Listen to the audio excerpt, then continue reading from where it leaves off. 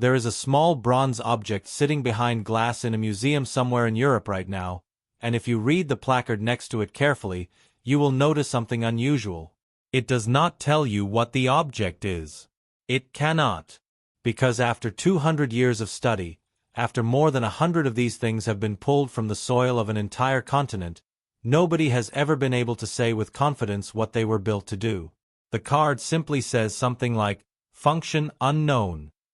And that quiet admission, printed in small type in a glass case, is the doorway into one of the strangest unsolved puzzles the ancient world left behind. Here is what makes it so strange. The people who made this object were the Romans. And the Romans were obsessive record keepers. They logged the gradient of every aqueduct they built. They tracked shipments of grain to soldiers stationed on the edges of the known world. They stamped their names into roof tiles, scratched their initials into cooking pots, carved inscriptions into tombstones listing a person's job, rank, and hometown. If a Roman blacksmith came up with a slightly better hinge, somebody wrote it down. If a farmer discovered a faster way to press olives into oil, there is a good chance that method survives in a manual we can still read today. This was a civilization that documented itself almost compulsively. And yet, somewhere in workshops scattered across their empire, they cast well over 100 of these elaborate bronze objects, and in the entire surviving written record of Rome, not one sentence describes them. Not one drawing depicts them. Not one inventory lists them. When a society that meticulous falls silent about something it clearly spent real money and real skill to produce, the silence itself starts to look like a clue. So let's actually look at the thing, because the shape matters. Picture a hollow bronze framework about the size of an orange, sometimes a little bigger, sometimes noticeably smaller. It has 12 flat faces, and every one of those faces is a pentagon, a 5-sided panel. Geometrically, that makes it a dodecahedron, 12 faces meeting at 20 corners. At every one of those 20 corners sits a small round knob, like a tiny metal bead fused onto the frame. And cut straight through the center of each pentagon is a circular hole. But here's the detail that trips people up the first time they see one. The holes are not uniform. One face might have a wide opening, and the face right next to it a noticeably narrower one, with no obvious pattern connecting the sizes across the object. Hold one in your hand and you can look straight through its hollow middle from any of a dozen directions. It doesn't feel like jewelry. It doesn't feel decorative the way a brooch or a clasp feels decorative. It feels like a tool, a piece of equipment built for a job that history simply forgot to record. And building one of these was not a casual afternoon project for some bored legionary. To cast a hollow 12-sided bronze shape like this, a craftsman had to sculpt a full wax model of the entire hollow form, pack it in a mold, melt the wax out, and then pour molten bronze in a way that let the metal flow evenly into all 12 pentagon faces and around all 20 corners before it cooled and seized. That required a furnace hot enough and an alloy mixed precisely enough that most ordinary workshops of the period simply couldn't manage it reliably. Then, on top of that, 20 separate little spheres had to be fused cleanly onto the vertices, seated so well that even now, examining them under strong light, you often cannot see where the joint is. This was not cheap. This was not a mistake. Whatever these things were for, somebody with real resources and real skill wanted them made, and wanted them made well. So we can rule out two of the laziest explanations right away. This wasn't a toy, and it wasn't scrap from a botched casting that somebody tossed aside. The workmanship is too consistent, too high, and there are simply too many of them scattered too widely, all built to the same demanding standard, for that to hold up. But here's where the mystery actually deepens, rather than resolving. Because if you line up all the surviving examples side by side, you'd expect a civilization famous for standardizing everything. Brick sizes, coin weights, road widths, fort layouts down to where the latrine sits, to have standardized these two. Instead, the opposite is true. No two are identical. They differ in overall size. They differ in the diameters of their 12 holes. There's no template you can extract from one example and apply to the next. For a culture this obsessed with uniformity, that variation isn't a minor quirk. It's almost a contradiction. It suggests these objects were produced completely outside whatever system governed the rest of Roman manufacturing. And then there's the detail that, honestly, is stranger than the shape and stranger than the inconsistency combined. There is nothing written on any of them. No numbers. No measurement marks. No maker's stamp. No symbol identifying an owner, a legion, a workshop, anything. Nothing at all. This, again, from people who labeled almost everything they touched out of pure habit. Soldiers who scratched their names onto mess kits, brickmakers who stamped every batch, coin dies that pressed the emperor's face and titles into circulation by the millions. Ownership and origin were broadcast constantly and reflexively throughout Roman material culture. And across more than 100 of these carefully made, clearly expensive bronze objects, there is not a single letter anywhere. Now widen the search beyond the objects themselves. Go through the murals painted on villa walls. Go through the carved relief panels on triumphal monuments. Go through statues, mosaics, technical treatises written by engineers who loved cataloging levers and gears and irrigation devices. Go through private letters, tax records, and the small mundane fragments of everyday writing that occasionally survive by pure accident, like a soldier's shopping list scratched onto a wooden tablet at a frontier outpost. Search all of it. In the entire surviving written and visual record of the Roman world, this object is never mentioned, never drawn, never described. It's as if an entire civilization looked directly past it. Normally, gaps like this don't mean much.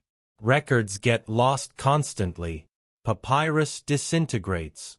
Libraries burn down. Entire branches of Roman knowledge simply didn't survive the centuries between then and now, and a single missing reference proves nothing on its own. But this isn't one missing reference. This is every reference, across every surviving format, across the entire lifespan of the empire's written culture, all silent about the same object at once. When one voice goes quiet, that's ordinary loss. When every voice goes quiet about the exact same thing, that starts to look less like accident and more like avoidance. For 2 centuries, that's roughly where the puzzle sat. A locked door with no obvious key. But a discovery a few years ago in an English field finally gave researchers something they'd never had before: real context.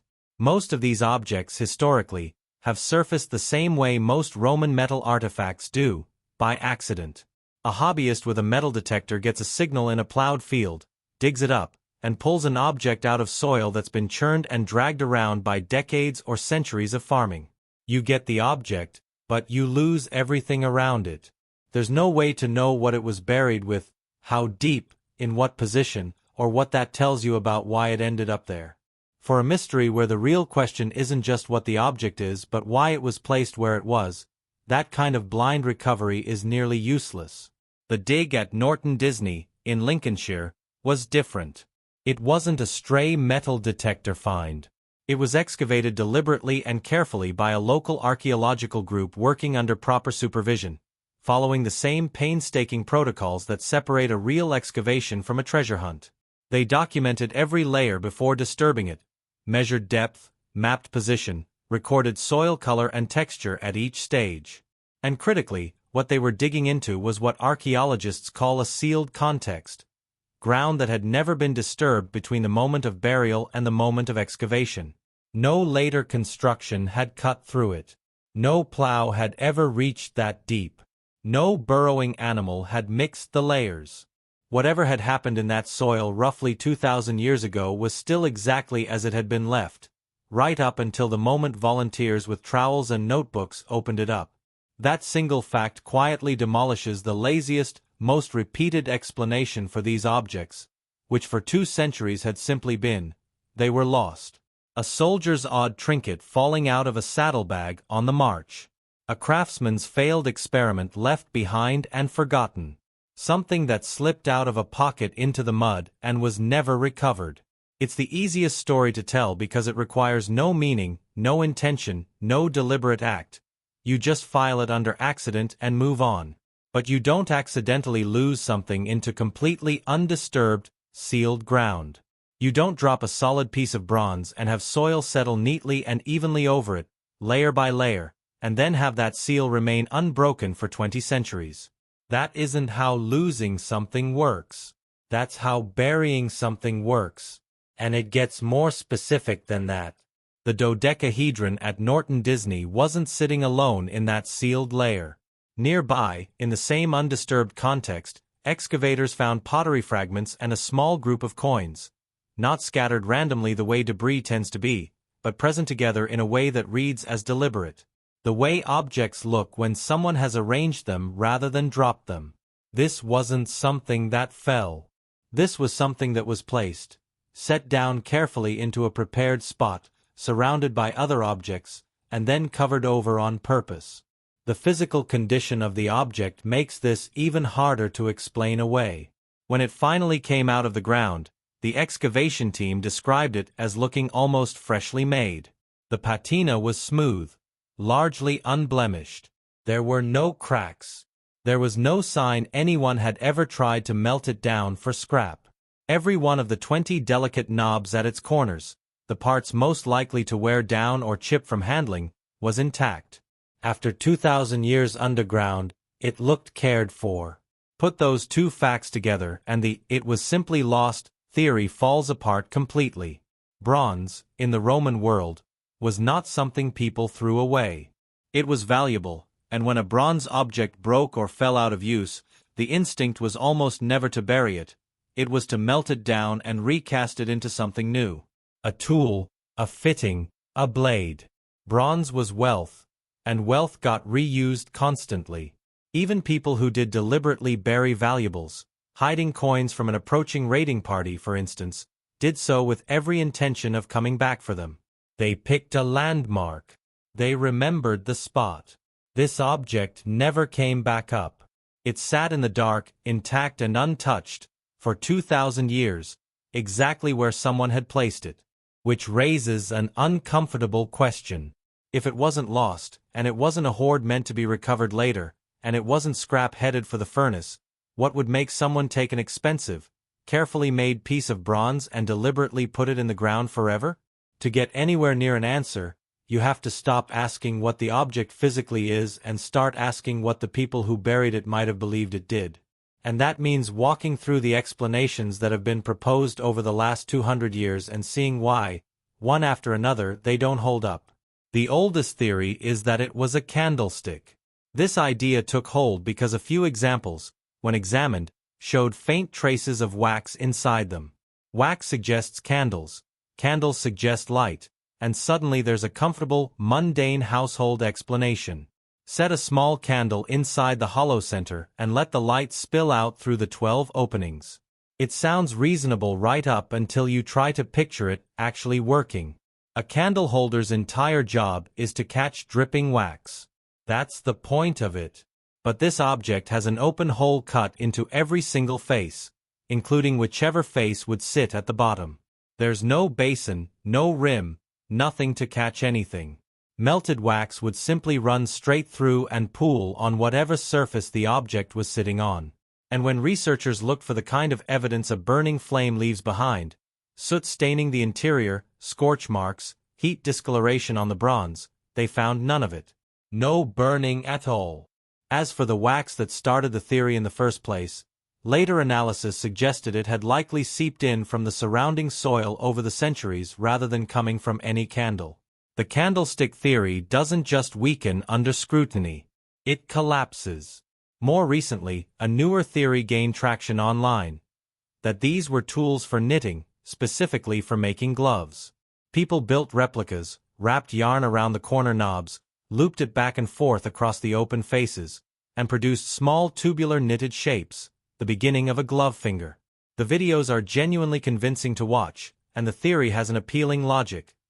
Different hole diameters could correspond to different finger sizes, one tool for an entire range of gloves. But it falls apart against what we actually know about Roman textile technique. Roman wool work didn't use anything resembling frame knitting with pegs. The method of the period was nail binding, a slow technique done with a single blunt needle looping thread through itself, stitch by stitch, and it required no bronze frame whatsoever. Knitting as we understand it, yarn looped around pegs, wasn't part of the Roman textile world at all. And again, the physical evidence doesn't cooperate. Thread dragged across metal repeatedly wears visible grooves into it. Researchers found the rims of the holes clean and sharp. Fingers and fiber passing over a surface for years polish it smooth. The knobs showed no such polish. And wool sheds constantly, leaving microscopic fibers behind in anything it's worked against for any length of time. Researchers found none trapped in any of the examined objects. The knitting theory is charming and modern, but it has no support in the objects themselves. Then there are the more serious-sounding theories, the ones that treat the object as some kind of scientific instrument. Maybe it was a rangefinder, used for calculating distances in surveying or artillery, sighting a target through one hole and out the opposite one. Or maybe it was a device for testing coins, with each hole sized to let a genuine coin of a certain denomination pass through while catching a shaved or counterfeit one. Both ideas sound plausible, even elegant, and both run headlong into the exact same wall. Standardization. Any measuring instrument is worthless unless it's built to a fixed, shared standard. A rangefinder that gives a different reading depending on which specific object you're holding isn't a rangefinder. It's decoration. A coin tester needs holes machined to one precise, known diameter that matches an actual coin denomination. But as we've already established, no two of these objects match. Their overall size varies. Their hole diameters vary from object to object, and this is the detail that really kills the theory. The holes vary within a single object, with no consistent ratio connecting them, no repeatable formula that carries from one example to the next. You cannot calibrate an instrument that was never made the same way twice. And when researchers checked the hole diameters against known Roman coin standards, against the fixed weights and measures the empire enforced across its provinces, nothing matched. No minted Roman coin fits these holes the way a coin testing device would require. There's one more piece of evidence that quietly undermines the measuring tool theories, and it might be the most convincing of all. The Romans already had a standard surveying instrument, and we know exactly what it looked like. The groma, a simple cross-shaped sighting tool mounted on a staff, used to lay out the famously straight roads and perfectly rectangular military camps that are still recognizable across the old empire today. The groma shows up constantly in the historical record. It's described in surveying manuals.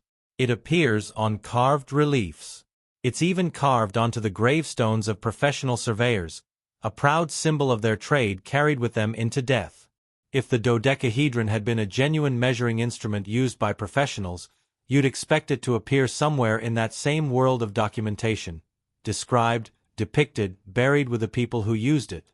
Instead, it appears in none of it. No manual mentions it. No relief depicts it. No surveyor's grave contains one. The people whose entire profession revolved around measurements seem to have never touched the thing at all. And that absence points somewhere the instrument theories can't follow, toward the possibility that this object never belonged to Rome's official, documented world in the first place. Which brings us to the map. Because when you plot every known example across the territory of the Roman Empire, a pattern jumps out that none of the tool-based theories can explain. These objects are not evenly distributed the way a common piece of equipment would be. They are almost entirely absent from the places you'd expect a widely used object to show up. Not one has been found in the city of Rome itself. None in the Italian peninsula generally. None in Roman Spain. None in Egypt. None in Syria.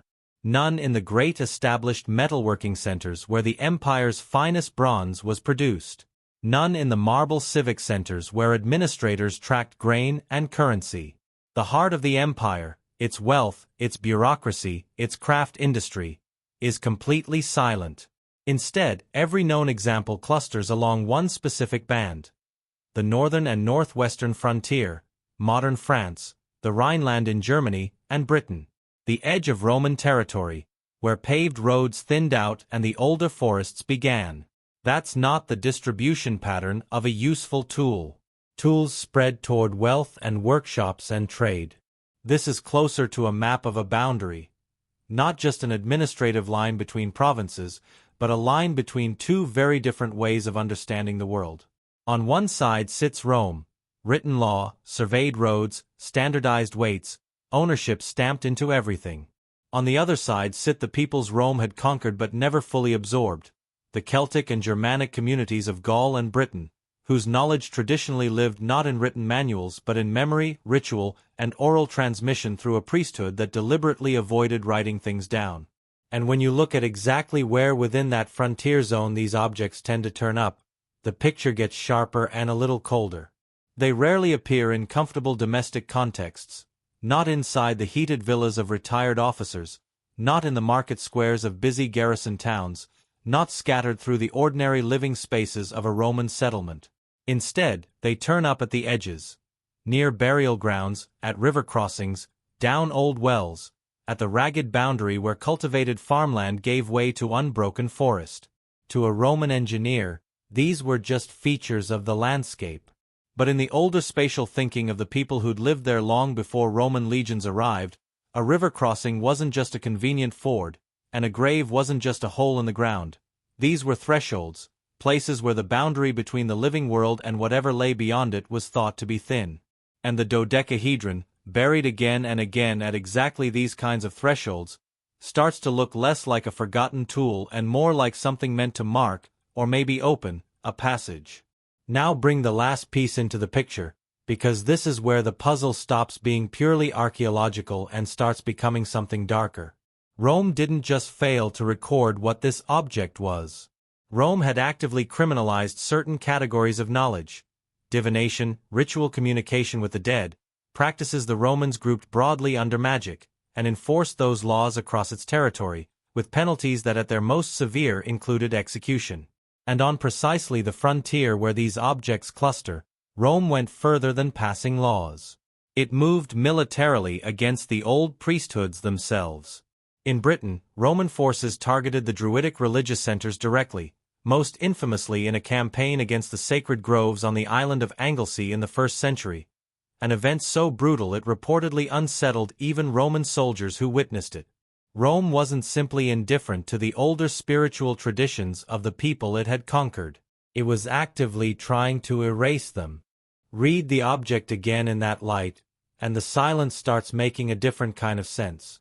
Why no inscription, no maker's mark, no owner's stamp, from a culture that stamped its name onto almost everything? Because whoever made and used these things may not have been able to afford to be identified. Why no ware, no soot, no sign of regular practical use? Because it likely wasn't a working tool handled daily. It was brought out rarely, used briefly, and treated with real care. Why buried deliberately, intact and unblemished, alongside coins and pottery, when valuable bronze was almost always melted down and reused? Because this wasn't scrap, and it wasn't treasure meant to be recovered later.